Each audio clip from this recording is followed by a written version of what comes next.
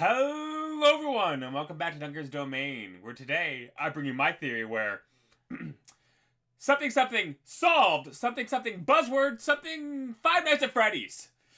Jokes aside, of every video saying solved or this changes everything, I just really want to talk about my theory about masks in FNAF. But first, my obligatory statement of I have other theories. Please pray for me. I don't know if they'll ever see the light of day. There's like at least 3 in the backlog that it probably never will. But hey, that's the life. Anyway, back to my theory.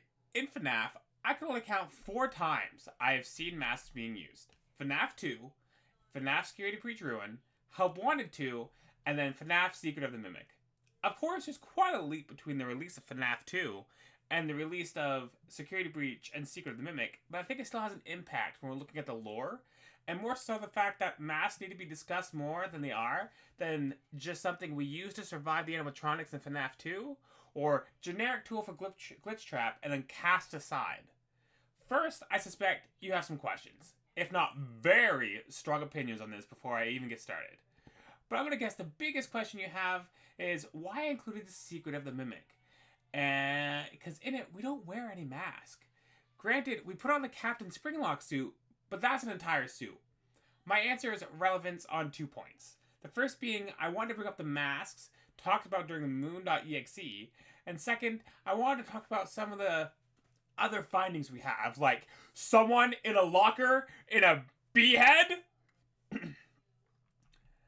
Let's first list all the masks we have in Secret of the Mimic. We have Hedgie the Hedgehog mask that we can get in the starting place in the closet of moon.exe.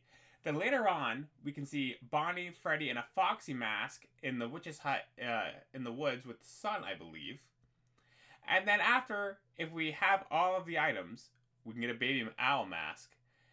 And then the other potential masks I bring up here are the other suits from Murray's Costume Manor. We have some shown to us in the, like I said, in the admin locker, that jump scare of the bee. But then Dispatch, well, fake Dispatch, also says, are we getting a jester, a bunny, a dog? And like I said, we've already seen the bee around the facility, and we have that jump scare in the admin room. But I want to talk about the others, like the jester. I have a small theory on that the people on the inside, like they used to work at the Costume Manor, commissioned this before the manor fully closed as their way to have a suit to sneak back in case they need to steal more stuff from the facility. Then you have the bunny and the dog, which is kind of odd because those aren't revealed as a character design until we get down to research and development and find the prototype suits. This to me shows a slight timeline of events we can kind of place together about potential knowledge some of the workers may have had that worked at Murray's Costume Manor. Like I said, my mini theory is some of the workers ordered them suits, because there was 5, ahead of the time before leaving for Fazbear / getting poached by Fazbear, either way, and used those when they wanted to sneak back in. But then, with the bee costume in admin, they had to adapt. Maybe different costume, maybe trying just a headpiece because the suit itself was just too much for it. And with that, you kind of have to ask yourself, how come or why? The Mimic can't tell the difference between someone in a normal suit and the Mimic can tell the difference between someone in a normal suit but not a Springlock suit. Next, we have FNAF 2, where we, the player character, are able to use the mask, the Freddy mask, to fool the animatronics we encounter. Well, almost everyone. Security Breach, we have the Vanny mask, used by Vanny, and Ruin DLC, Cassie, be given the same mask, or at least a similar one, which we use to get around the now destroyed pizzeria. And last, but not least, Help Wanted 2, where in a crazy reveal, we see an AR inhibitor like we were introduced to in Ruin. So we intuitively deactivate it, and we find we're wearing a mask the entire first part of the game. So we take it off ourselves, and we find ourselves in the FNAF 6 pizzeria that we see during Security Breach. We also see a sign to our right saying, clocking out? Already? Take off your mask. So to me, this kind of shows that the mask has been around for a while, and the tool either maybe being developed by Murray, or a tool that was developed by Fazbear / taken by Fazbear. In the last few days of me trying to finalize this theory and really pushing this forward, I believe it's, well, I say the last few days, I believe it's been almost a week now. Secret of the Mimic got a teeny tiny update, and with that, when you're sitting in the security office, you can see a silhouette on the other side of the warehouse. This has been talked about a lot, no surprise there. But I just wanted to bring that up as I'm gonna summarize. No, excuse me, I'm about to monologue. If you know, you know. But what does this all mean? Imagine, if you will, you're a worker at Murray's Costume Manor.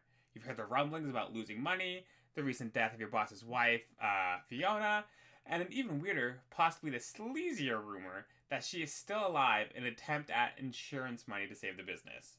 You know Edwin's a great inventor, and you could guess that he could be working on something, but you're not sure exactly what. All he does lately is keep to himself. He doesn't really tell you what's going on. He doesn't even tell you really what to do for your job anymore. You've had enough, so you and a few other workers decide to leave. After all, you've been getting emails through the mail system of a better deal if you leave Fazbear's. If you leave for Fazbear's. But some of you want insurance of being able to come back without being seen or looking suspicious. So you place an order for 5 gesture costumes and leave for Fazbear's. Flash forward a few months in time, and you and the others, under being a technician as a Fazbear employee, are sent back into the manor for something. What specifically is kept from you, but you decide to either bring the costumes you had made, or you find them once you arrive, and use them to sneak around the facility, until you realize someone, or something, is also using suits to sneak around, leaving you once great idea to be able to get plans from the manor without any issues and being noticed, your now forever resting place.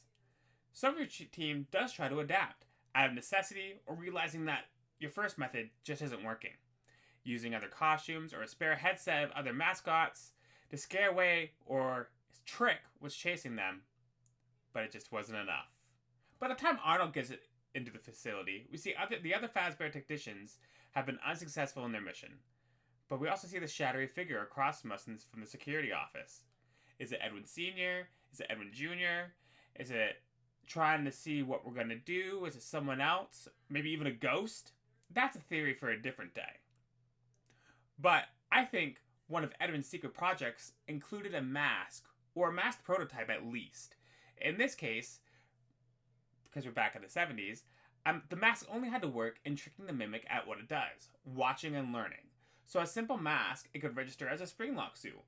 The Mimic could go up to it, assesses and watches the player, and while they weren't in the full suit, they had the mask on, registering maybe the metal in it, and the Mimic recognized it as a character for a spring-lock suit and left us alone, apparently. This process continues on as we flash forward in time to FNAF 2.